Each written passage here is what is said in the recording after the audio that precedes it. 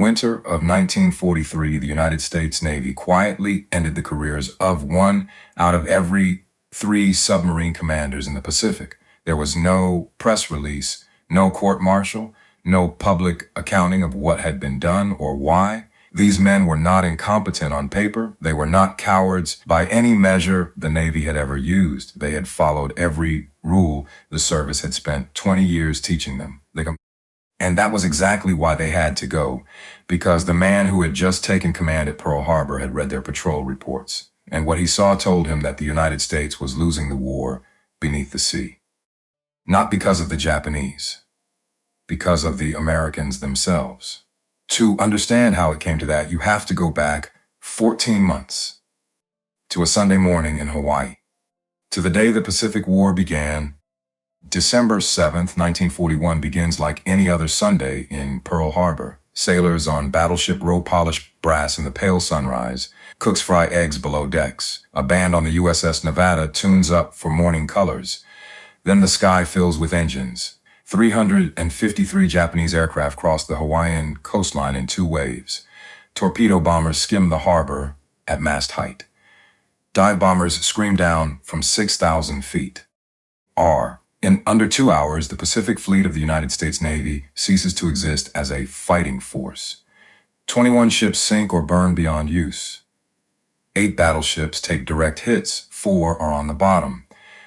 The Arizona breaks apart when a bomb reaches her forward magazine, and 1,100 men die in a single blast that shakes the harbor like an earthquake. When the smoke clears, 2,403 Americans are dead.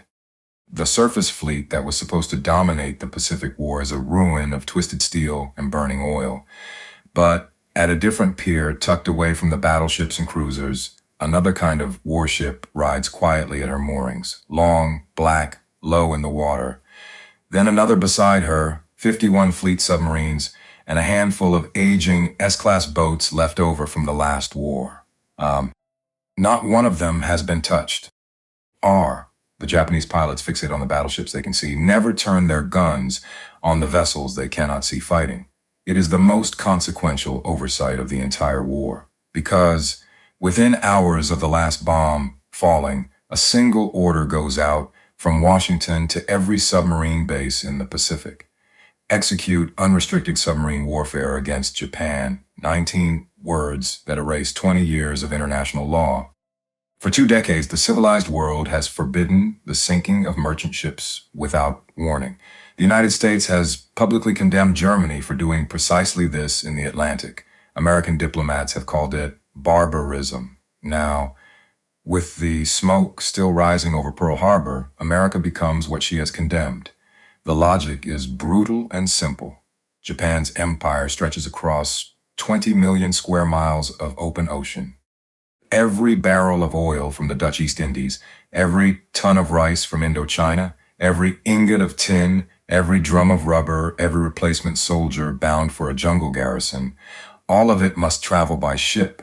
Cut those ships out of the water, and the empire starves in its own harbors. The submarines are the only force that can reach those lines. The man who signs that order understands submarines better than almost any officer in the United States Navy. Chester William Nimitz is 56 years old, silver-haired, calm in a way that his subordinates find almost unnerving. He does not raise his voice. He does not slam his fist on tables. He listens. In the First World War, he served as chief of staff to the Atlantic Submarine Force. He has spent his career studying what these strange, dangerous machines can do. He knows their possibilities. And on the last day of December 1941, when he takes command of what remains of the Pacific Fleet, he already knows what he is going to ask of them. He is going to ask them to do the impossible. The men who volunteer for submarine duty do not do it for glory. There is no glory beneath the waves. There are no headlines waiting when they come home. There are no correspondents crowded on the pier to record their stories. There is only the boat. Every patrol means 60 to 75 days sealed inside a steel tube 300 feet long. The air grows thick with diesel fumes and the sour reek of unwashed bodies. Fresh water is rationed by the cupful.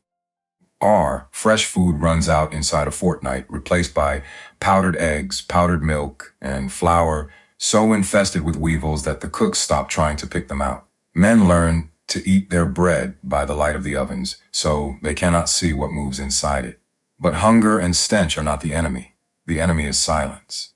When a Japanese destroyer finds the boat, the depth charges begin. The men lie in their bunks and count the seconds between explosions. 1, 2, 3. Each blast closer than the last. The pressure hull groans like a wounded animal. Light bulbs shatter. Cork insulation rains from the overhead. Somewhere in the darkness, a valve springs a leak and cold seawater hisses into the compartment. They wait to see if the next one will be the one that cracks the hull. If it is, the boat will not sink slowly. R. It will implode. At 300 feet, the ocean will crush 80 tons of steel into a coffin the size of a rowboat in less than a heartbeat. The men inside will not have time to know they are dying. By the end of the war, 52 American submarines will vanish beneath the Pacific. 3,506 men will not come home. It will be the highest loss rate any American service will suffer in the war. R. These are the men Chester Nimitz is sending into the dark. Across the Pacific, in the tall stone buildings of the Navy Ministry in Tokyo, the Japanese Imperial Navy studies the same weapon and reaches the opposite conclusion. They are not afraid of American submarines. They should be, but they are not.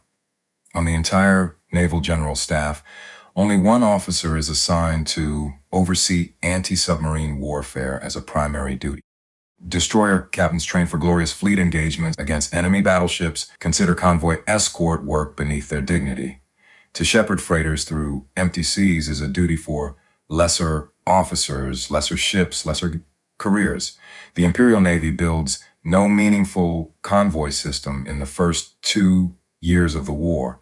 It develops no coordinated anti-submarine doctrine. Its sonar operators are poorly trained. Its depth charge patterns are predictable. Its destroyer captains, when they do escort merchant traffic, do so with visible reluctance. And the Japanese arrogance appears arrogance entirely justified, because the American submarines are failing. In all of 1942, American submarines sink 134 Japanese merchant ships. The total tonnage barely reaches 580,000 tons. R. Japan is building new merchant ships faster than the Americans can put them on the bottom. The net loss to the Japanese merchant fleet after 12 months of the most aggressive submarine campaign in history is essentially zero. Something is wrong. Something is deeply catastrophically wrong. But the problem is not the boats. The boats are the finest submarines any Navy has ever put to sea. Fast, deep diving, heavily armed, with a cruising range that can take them from Pearl Harbor to the coast of Japan and back without refueling. The problem is the men. For 20 years, the United States Navy has trained its submarine captains for a war that does not exist. Peacetime doctrine emphasizes caution above all else. Approach the target submerged. Fire from maximum range. Avoid detection at every cost. Never, under any circumstances, risk the boat. It is textbook procedure. It is safe. It is exactly what the training schools have drilled into every officer who has qualified for command in the past 2 decades. And it is losing the war. Patrol after patrol returns to Pearl Harbor with torpedoes still resting in their tubes. Captains file reports describing convoys they sighted from a distance and chose not to engage. Contacts they investigated and decided were too dangerous. Escorts that seemed too alert. Weather that seemed too clear. The reports read like peacetime exercises, cautious and correct and utterly useless. There is a reason for this that cuts to the heart of what a submarine actually is. Alone at sea for 2 months at a stretch, a submarine captain answers to no one. There is no admiral watching over his shoulder. R. There is no radio call demanding to know why he has not attacked. The vast Pacific swallows him whole, and for weeks at a time he is the sole judge of his own courage. A cautious captain can spend an entire patrol avoiding the enemy. He can log every distant sighting, note every decision to dive, and return to port with his boat clean and his crew rested. No one will know. No one can know. Not until the boat comes home and the numbers on the scoreboard tell the story that the words in the report have hidden. Ship after ship, patrol after patrol, zero tonnage, zero contacts pressed home, zero risk.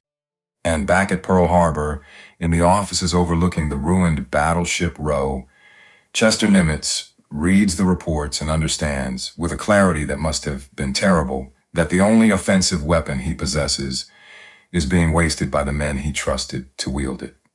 The Japanese do not know how close they are to winning the war under the sea. They do not know that the submarines they dismiss as harmless will one day sink more than half of everything their empire ever floated. They do not know that their contempt for the American submariner is a mistake for which their nation will pay a price beyond calculation. But they do not know these things yet. Neither does Nimitz, neither does any man in the United States Navy. All that is certain in the winter of 1940-42 is that the war is being lost in the depths, that the finest submarines ever built are being commanded by the wrong men, and that somewhere in the vast machinery of the American war effort, someone is going to have to find the courage to say the unsayable, that the problem is not the equipment, that the problem is not the enemy. That the problem is the officer corps of the United States submarine force itself, and the man who will finally say it is not yet at Pearl Harbor. He is halfway across the world, not knowing that in a few short weeks, the death of another man will place him in command of the most important submarine force in the history of naval warfare. His name is Charles Lockwood, and he is about to change everything. January 21st, 1943, a Navy transport plane lifts off from an airfield on the West Coast bound eastward. Aboard is Rear Admiral Robert Henry, English Commander Submarines Pacific Fleet. He has come home from Pearl Harbor to argue in Washington for more boats, more torpedoes, more of everything the submarine force is not getting fast enough. He never arrives. The plane goes down in bad weather in the mountains of Northern California. English dies with the crew. There is no wreckage worth photographing. There is no last message. There is only a telegram that reaches Pearl Harbor a few days later, and a sudden, silent vacancy at the top of the most critical command in the Pacific. Death has just made a decision that will alter the course of the war. The man who takes his place is 52 years old. Slim, weathered, with the deep-set eyes of a man who has spent too many years staring at maps. His name is Charles Andrews Lockwood, and he has been running the submarines out of Fremantle in Western Australia. He is respected, he is competent, he is, by every measure the Navy has ever used, a solid officer. But there is something about him that the peacetime Navy has never quite trusted. Lockwood believes the submarine captains under his command. He believes them when they say the torpedoes do not work. He believes them when they say the doctrine is wrong. He believes them when they say that men are dying, because Washington will not listen. And when he arrives at Pearl Harbor in February of 1943 to take command of the Pacific Submarine Force, he brings that belief with him. He walks into his new office. He sits down at the desk that Robert English will never occupy again, and he begins to read. The patrol reports come to him in stacks, boat by boat, captain by captain, month by month. He reads them the way a doctor reads a stack of x-rays looking for what is wrong. The story he finds is devastating. 52 war patrols, 0 sinkings, not a single ship, not a single kill. Not a single moment where the captain closed the range, took the shot, and drew blood. Some of these men have been to sea 3 times, 4 times, 5 times, and returned each time with the same clean logbook and the same careful excuses. Lockwood puts down the reports. He does not shout. He does not slam anything. He walks down the hall to the office of the man he has chosen as his training officer. Captain John Wilcox Brown, known to every officer in the submarine force as Babe. He is a big man, broad-shouldered, still carrying the frame of the Navy football star he was as a young cadet. Now he is a gray-haired veteran with a reputation for seeing the truth about men that other officers miss. Lockwood tells him what he wants. He wants to go through every commanding officer in the Pacific Submarine Force, every single one. are, and he wants to know which of them is going to fight and which of them is not. Babe Brown gets to work. What follows is the quietest revolution in the history of the United States Navy. There is no public purge. There are no press conferences. No admiral is called to account in front of a congressional committee. But over the next 18 months, 1/3 of every commanding officer in the Pacific Submarine Force is removed from command. Some are transferred to training billets ashore. Some are sent to desk jobs at the Bureau of Personnel. Some are simply not given another boat when their current command rotates. The paperwork is polite. The reasons stated are administrative. The careers are ended without a single accusation ever appearing in writing. But the officer corps understands what is happening. Word that comes down through every wardroom in the Pacific is short and clear. Aggression is the new standard. If you have been to sea and come home with your torpedoes still in the tubes, your career in the silent service is over. But even as Lockwood cleans house among the men, he discovers something worse than cowardice, something that makes the failures of 1942 look like a betrayal by the very Navy that sent these men to sea. The problem is not just the captains. The problem is the torpedoes. The Mark 14 is the standard weapon of every fleet submarine in the Pacific. It is nearly 21 feet long, weighs over 3,000 pounds, and carries a warhead of more than 600 pounds of high explosive. It is supposed to be the deadliest anti-ship weapon in the American arsenal. It has 3 catastrophic defects. And no one at the Bureau of Ordnance is willing to admit any of them. The first defect is depth. The Mark 14 runs on average 11 feet deeper than the setting the captain dials into the fire control panel. A torpedo set to run at 10 feet will actually run at 21. It passes harmlessly beneath the keel of the target ship, its warhead untouched by anything but empty ocean. The second defect is the magnetic exploder.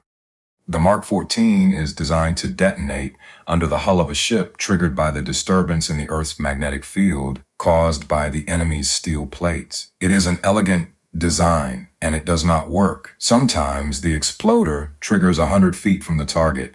Sometimes it triggers as the torpedo leaves the tube. Sometimes it does not trigger at all. The third defect is the contact exploder. This is the backup.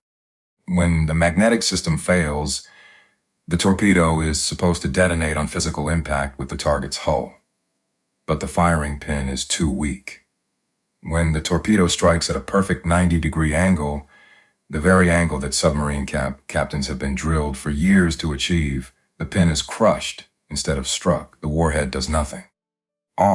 The torpedo simply bounces off the target ship and sinks into the darkness, 600 pounds of high explosive gone to waste.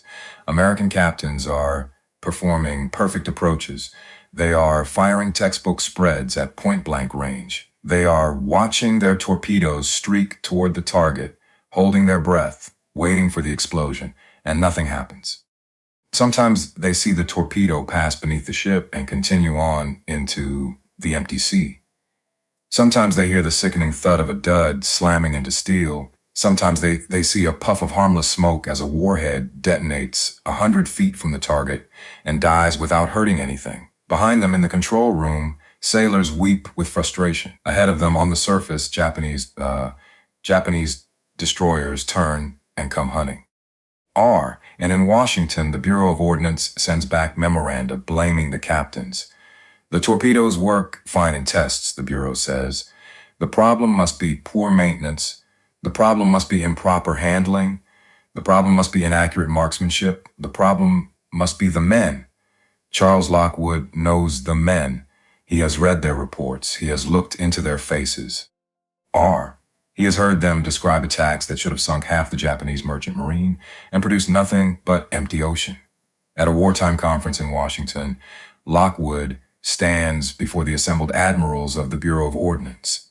He is a 52-year-old flag officer, gentleman by upbringing, disciplined by decades of service.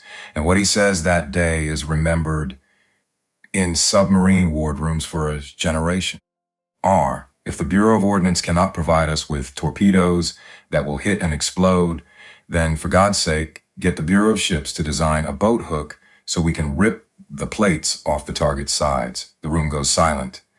But even after that outburst, even after the evidence piles up beyond any possible denial, it takes until September of 1943, nearly 2 full years into the war, before every defect in the Mark 14 is finally, formally, officially corrected. 2 years. 2 years of American sailors going into combat with weapons that did not work. 2 years of watching torpedoes fail while Japanese destroyers closed in for the kill. 2 years of dead men whose only mistake was trusting that the Navy which sent them to sea had given them a weapon that would fight for them. The bureaucracy in Washington will never account for what it cost, but Lockwood does not wait for Washington. While the fight over the torpedoes drags on, he is already looking for something else, someone else. He is looking for the men who will fight this war the way it needs to be fought, whether the weapons work or not. He is looking for outcasts. His first find is a man whose Navy career has already been declared finished. Lieutenant Commander Dudley Walker Morton is 35 years old. Born in Kentucky, big-shouldered, dark-haired, with a slow southern drawl and a laugh that fills whatever room he happens to be standing in. His nickname in the submarine service is Mush. Nobody quite remembers how he got it, but it fits him the way his uniform fits him, comfortable and permanent. Morton has just been removed from command of the submarine USS Dolphin. His division commander has lost confidence in his ability to solve the boat's mechanical problems. The Dolphin is old, tired, breaking down on every patrol. Morton has been unable to fix her. On paper, this is a failure of leadership. On paper, this is the end of his career. But Babe Brown reads the paper differently. Brown looks at the same evaluations of the Navy system as failure. And he sees something else. He sees a man who does not shrink from risk, who does not defer to caution, who does not, when the moment comes, hesitate. The Navy has been trying to make Dudley Morton into a careful officer for years. It has failed. Because Dudley Morton is not a careful officer. He is a fighter. And in the winter of 1943, a fighter is exactly what Charles Lockwood needs. Brown assigns Morton as prospective commanding officer aboard a submarine called the USS Wohoo. The Wohoo is also a failure. Her previous captain, Lieutenant Commander Marvin Granville Kennedy, called Pinky by the men who serve under him, has taken her out on 2 war patrols and returned with almost nothing. The boat is well built. The crew is competent. But something about Kennedy's command is wrong in the same way that so many commands in the winter of 1940 and 1943. The executive officer of the Wahoo is a lean, intense lieutenant named Richard Hetherington O'Kane, 32 years old, sharp-faced, impatient. He has already begun to think about requesting a transfer because he cannot bear another patrol like the last one. Wahoo was not making much of a record. O'Kane will write years later, and we knew it. Kennedy is quietly relieved. Morton takes command. Everything is about to change. On the day Wahoo prepares to sail on her 3rd war patrol, Morton gathers the entire crew on the afterdeck. It is a bright Pacific afternoon. The men stand in ranks, their dungarees pressed, their faces still certain about the big Kentuckian who now commands them. He does not give them a speech. He gives them a warning. According to those who were there, his message was spendable. Their job was to sink enemy shipping. Every smoke trace on the horizon, every contact on watch would be investigated. If it turned out to be the enemy, they would hunt it down, and they would kill it. He looked at them for a long moment. Anyone who wanted to stay behind, he told them, had 30 minutes to notify the yeoman. No negative word would be said about anyone who remained. Then he turned and walked back into the boat. 30 minutes passed. Not a single man requested a transfer. What Morton does on that patrol and on the ones that follow breaks every rule the peacetime Navy has ever written about how a submarine is supposed to fight. He places O'Kane on the periscope during submerged attacks. Standard doctrine requires the captain to man the scope himself, calling out the ranges and bearings that will feed the firing solution. Morton throws that doctrine out. He puts O'Kane on the scope and runs the plot himself, standing over the chart table, calculating vectors and lead angles while his executive officer describes what he sees through the eyepiece. It is a system that only works if the captain trusts his subordinate absolutely. Morton does, and that trust frees him to think tactically in a way no submarine captain before him has been able to think. He is not looking at the target, he is looking at the battle space. On Wahoo's third patrol, Morton takes the boat into Wewak Harbor. Wewak is a Japanese supply base on the north coast of New Guinea. It is not on any American chart. The Navy has no proper survey of its approaches. There are shoals, reefs, tides no one has recorded. Morton needs a map. A motor machinist's mate rummages through a sea locker and comes up with a cheap tape high school atlas he bought in a bookstore in Australia. He hands it to the captain. Morton takes it. He navigates one of the most valuable submarines in the United States Navy into an enemy harbor, using a child's geography textbook. Inside Wewak, he finds a Japanese destroyer. The destroyer spots the Wahoo's periscope and turns to attack. Bow on, closing fast, coming down the Wahoo's throat. Every training manual in the American submarine service says to dive deep and run. Morton does not dive. He waits. He tracks. He fires his torpedoes directly into the oncoming bow of the destroyer, a shot the manuals call impossible. The destroyer explodes. Over the following weeks, Morton chases convoys the way a wolf chases sheep. He attacks on the surface at night, using darkness and speed to outmaneuver escorts that cannot see him coming. He runs down ships that think they have escaped, following them for hours, taking his time, making sure of every shot. On Wahoo's fourth patrol in the Yellow Sea, he claims 9 ships sunk in a single sweep. Post-war accounting would revise the number downward, but whatever the true total, Morton had produced the most productive patrol by any American submarine captain to that point in the war. The silent service has never seen anything like Dudley Morton. But Morton is not what Lockwood is looking for. Not really. Morton is the first. The proof that it can be done. What Lockwood needs is what Morton produces next. He needs protégés. Dick O'Kane watches everything Morton does. He learns the tactics, he absorbs the philosophy. And when the Navy gives him his own command, the brand new fleet submarine USS Tang, he takes everything Morton has taught him and pushes it further. O'Kane attacks on the surface in daylight with extra lookouts to spot aircraft before they can find him.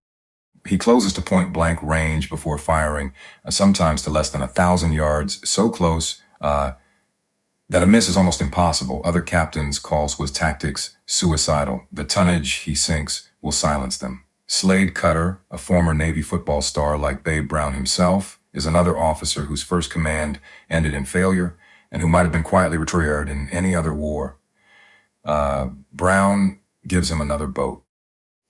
Cutter becomes one of the top 3 submarine captains of the entire war. Lawson Ramage, called Red for the color of his hair, takes his boat into the middle of a Japanese convoy at night on the surface with the deck gun blazing and fights the kind of running battle that will eventually earn him the Medal of Honor. And a young lieutenant commander named Eugene Bennett Fluckey, 31 years old, quiet, methodical, takes command of the USS Barb and begins to plan operations so audacious that the Navy has no doctrine for what he intends to do. These are the Outcasts. The men the peacetime Navy overlooked, doubted, or wrote off. The men Lockwood and Brown pulled from the discard pile and put in command of the finest submarines in the Pacific. And they are about to be handed a second weapon, one the Japanese do not know about, that will magnify their aggression into annihilation at Pearl Harbor. A team of American cryptanalysts has broken the Japanese Merchant Marine Code. Every convoy sailing between Singapore and Yokohama transmits its route, its schedule, its cargo, its escorts. Every transmission is intercepted. Every transmission is read. The information flows to Lockwood. Lockwood sends it out to the boats on patrol. American submarines do not have to search for the enemy anymore. They know where the enemy will be, when he will arrive, and what he will be carrying. The Japanese do not know their code has been broken. They will not know until the war is over. R, and they respond to the mounting slaughter of their merchant fleet, true to the pattern they had established from the first day. They do nothing. There is no crash program to build convoy escorts. There is no serious effort to train sonar operators. There is no strategic reevaluation of the submarine threat. To admit the threat is real would be to admit that the initial dismissal was wrong. And in the culture of the Imperial Japanese Navy, admitting that you were wrong is a form of dishonor that senior officers will die before accepting. So they die by the tens of thousands in freighters and tankers and troop transports that vanish beneath the Pacific without warning. The numbers tell the story. In 1942, American submarines sank 104. In 1943, 335. R. In 1944, 603 merchant ships totaling more than 2,700,000 tons, more than the first 25 months of the war combined. And it is not only merchant shipping. In 1944, American submarines sink the fleet carrier Shokaku and the brand new supercarrier Taiho during the Battle of the Philippine Sea. They sink or disable 3 heavy cruisers at the opening of the Battle of Leyte Gulf. R, they sink the battleship Congo, destroyed by a submarine in the entire war. And they sink the Shinano.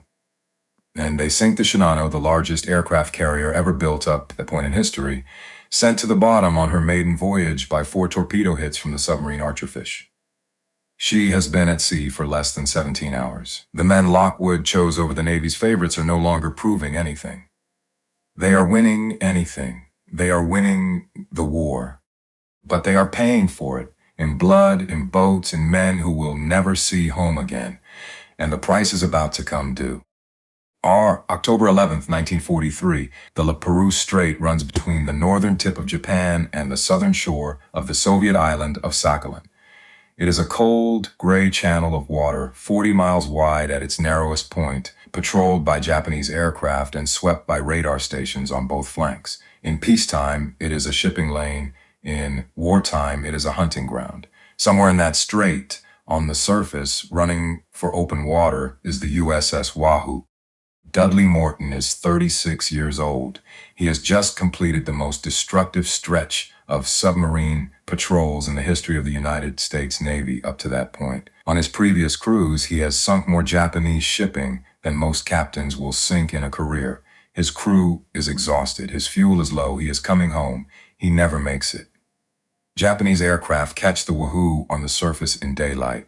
There is no time to dive. There is no room to run. The bombs come down out of a low autumn sky, and the boat that opened the war for a generation of American submariners breaks apart and slips beneath the water. 79 men die. Not one body is recovered. When the news reaches Pearl Harbor, Charles Lockwood shuts himself in his office. He does not come out for a long time. And when he finally writes about it, the words come out slowly, one at a time, as if each one costs him something.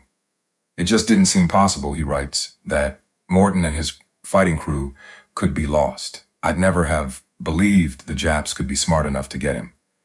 The Wahoo takes with her something more than 79 sailors. She takes the founder of a school, the man who taught Dick O'Kane.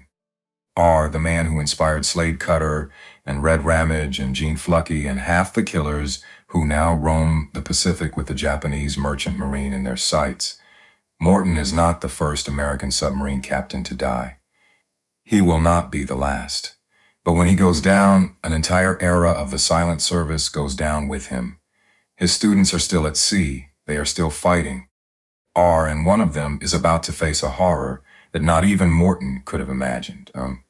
October 24th, 1944, the Formosa Strait, the narrow band of water between the coast of China and the island the Japanese have held since 1895. The USS Tang, under the command of Richard Hetherington O'Kane, is in the middle of her 5th war patrol. She has already become a legend. By the war's end, Tang's official record, as confirmed by post-war Japanese accounting, will stand at 24 ships sunk, nearly 94,000 tons. It is the highest confirmed tonnage tonnage total achieved by any American submarine commander in the entire war. O'Kane has taken everything Morton taught him and refined it into something even more lethal. He attacks in daylight. He closes to point-blank range. He fights the way his teacher taught him to fight. On this night, in the Formosa Strait, he has one torpedo left in the tube. He has already been shooting all night. He has attacked a convoy on the surface, weaving between the escorts, firing spread after spread, watching the freighters burn. His crew is running on adrenaline and coffee. There is one Japanese transport still afloat, damaged, drifting. O'Kane lines up the shot. He fires the last torpedo. The Mark 14 leaves the tube, turns hard right, and comes back at the boat that fired it. It is called a circular run. It is one of the deepest fears of every submarine crew that has ever taken a Mark 14 to sea. The torpedo malfunctions. The gyroscope fails. Instead of running straight to the target, the weapon curves in a wide arc and returns to the point of firing, its warhead armed, its speed 46 knots, its accuracy against the very submarine that launched it now perfect.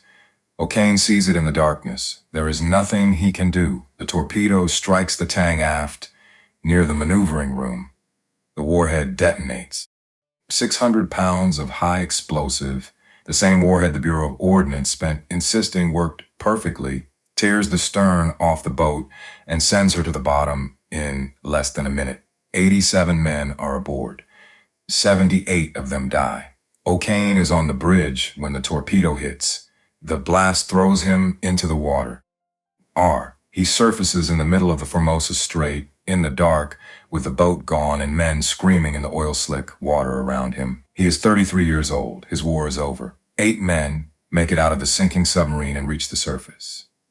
9 men in total, including O'Kane, are pulled from the water by a Japanese escort. Some are beaten, all are starved. They spend the rest of the war in a Japanese prisoner of war camp on the home islands, worked half to death, watching men die around them of dysentery and beatings. Richard O'Kane comes home in 1945 weighing 88 pounds. He can barely stand. President Truman will place the Medal of Honor around his neck.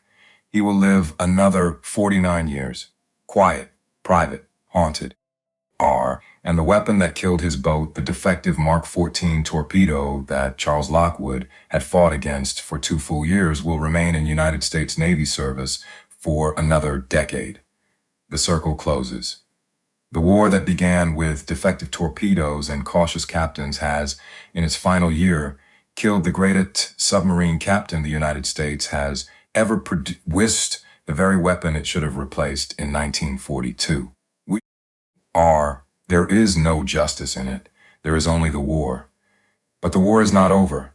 And while O'Kane sits in a prison camp on the Japanese home islands, another captain is about to write the final chapter of what the Outcasts have become. His name is Eugene Bennett Fluckey. He is 31 years old, methodical where Morton was flamboyant, quiet where O'Kane was intense. He wears his hair short and his uniform pressed. He looks like an accountant. He fights like a demon. The submarine USS Barb has already earned a nickname across the Pacific, the Galloping Ghost. Under Fluckey, she does not patrol, she raids. January 23rd, 1945. The coast of China, Fluckey learns that a large Japanese convoy is anchored in Namquan Harbor, a shallow anchorage crowded with rocks and reefs, protected by mudflats that no submarine has ever tried to penetrate. His charts show water so thin that the Barb will scrape her keel on the bottom at low tide. Fluckey takes the Barb in anyway. He runs on the surface at night through waters no American submarine has ever seen, weaving between anchored ships and grounded freighters. He gets within 3,000 yards of the main anchorage. He fires every torpedo he has, one salvo after another, at ships that have no idea he is there. Multiple vessels are hit. A tanker burns to the waterline. When the Japanese finally realize what has happened, Fluckey is already running for open water, blowing his tanks, driving the Barb at flank speed through waters shallow enough that her propellers throw mud into the wake behind her. He escapes. For that raid, and for what he will do in the months that follow, Eugene Fluckey will receive the Medal of Honor. But Namquan is not the end. R. In the summer of 1945, Flucky does something no submarine captain in history has ever done before. He mounts a bank of 5-inch spin-stabilized rockets on the deck of the Barb. Projectiles adapted from ground and air use, rigged for launch from a submarine by a man who refuses to accept what a submarine is supposed to be able to do. He runs the Barb up to the coast of Japan itself, and he fires the rockets into the town of Shari on the island of Hokkaido. It is the first time in history a submarine has launched a missile attack against a land target. Then he does something even more remarkable. He sends a landing party ashore on Japanese-held territory. 8 men from the Barb's crew paddle to the beach of Karafudo, the southern half of Sakhalin Island, then a Japanese colony. They carry demolition charges. They find a Japanese railway line running along the coast. They plant their charges beneath the tracks, and when the train comes down the line, the charges detonate. The locomotive derails. The cars burn. They are the only American ground combat force to land on Japanese sovereign territory and conduct offensive operations during the entire war. They row back to the Barb. Flucky submerges, and the galloping Ghost slips away into the darkness of the North Pacific, having done what no one thought a submarine could do. This is what the Outcasts have become.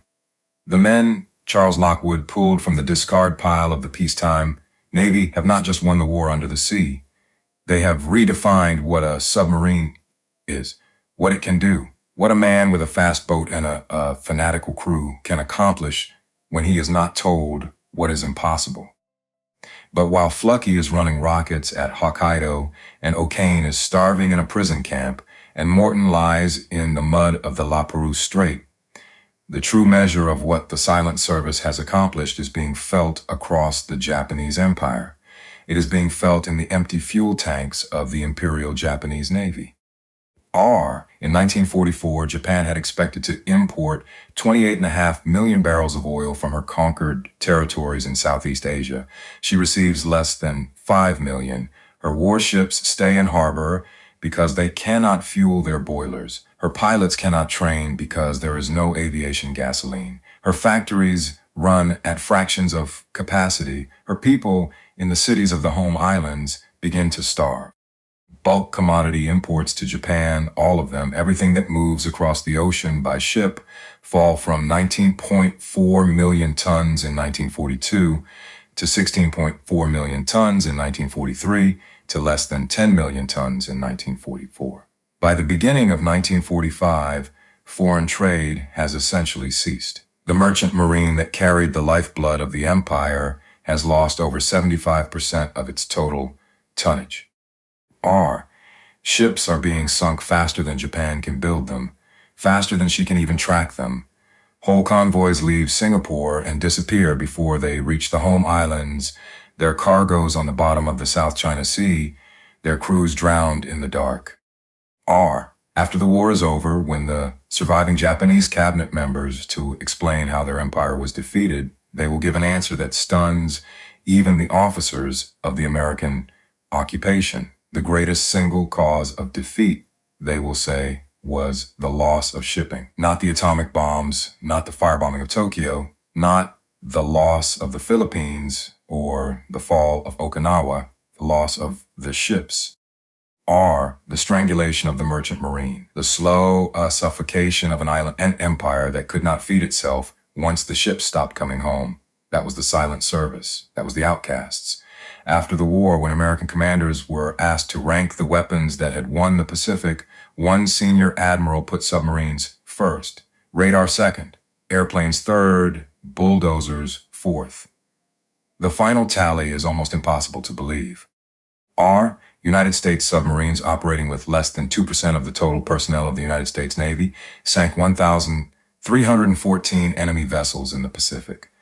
54.6% of every Japanese ship lost in the entire war.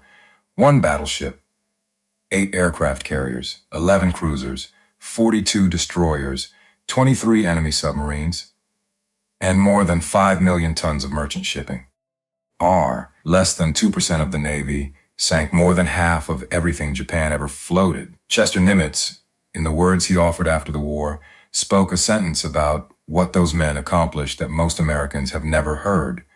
During the dark early months of World War II, he said, it was only the tiny American submarine force that held off the Japanese Empire and enabled our fleet to replace their losses and repair their wounds. But they paid for it. 52 American submarines rest on the floor of the Pacific Ocean tonight, some of them known. Most of them lost with all hands in waters so deep that no diver will ever find them. 3,506 American submariners are still down there. Their bones lie in the wrecked hulls of the boats they died in. They will never come home. 22% of every man who went to sea in a United States submarine did not return. Higher than the infantry. Higher than the Marines who took Iwo Jima. Higher than the bomber crews over Germany. 1 in every 5, dead in the dark. Dead in the cold. Dead in a steel tube crushed by the weight of the sea that killed them. And the country they died for barely knew they existed. The silent service earned its name honestly. During the war, submarine operations were classified. Sailors were sworn to secrecy about what their boats had done and where they had gone. Many of them never spoke of it afterwards, not to their children, not to anyone. They came home and they took off the uniforms and they went to work in factories and offices and farms, and they carried what they had seen and done inside them for the rest of their lives. Dudley Morton has no grave. His name is carved into a memorial wall along with the names of every other submariner who died and was never recovered. Most Americans do not know that such a wall exists. Richard O'Kane came home from the prison camp and lived quietly in California until his death in 1994. He did not seek out the public. He gave few interviews. When asked to describe what happened to the Tang, he answered in short sentences and changed the subject as soon as he could. Eugene Fluckey came home and served in the Navy for another 20 years. He wrote a book about the Barb late in his life, dedicated to the men who did not come back. It is one of the few first-person accounts of the war under the sea that most Americans will ever read. Charles Lockwood retired as a vice admiral in 1947. He spent the rest of his life writing books and articles trying to make his country remember what his submariners had done. He is buried in California. His grave is quiet. John Brown, who found Morton and Cutter and half the killers of the silent service, died in 1962. His obituaries called him a football star. Most did not mention the war at all. The outcasts, the misfits. The men who did not fit the peacetime Navy's image of what a submarine officer was supposed to be. Charles Lockwood and Chester Nimitz found them. They gave them command. They sent them into the dark. And those men, more than any other single force in the United States military, brought the Japanese Empire to its knees. They did it in silence. They did it in secrecy. They did it at a cost that no one who was not there can fully understand. 52 submarines rest on the floor of the Pacific tonight. 3,506 names are carved into a memorial that most of you will never see. The numbers speak for themselves. Whether anyone is listening is another question entirely. But you have listened tonight, right now. You have heard their story. And that is how they come home.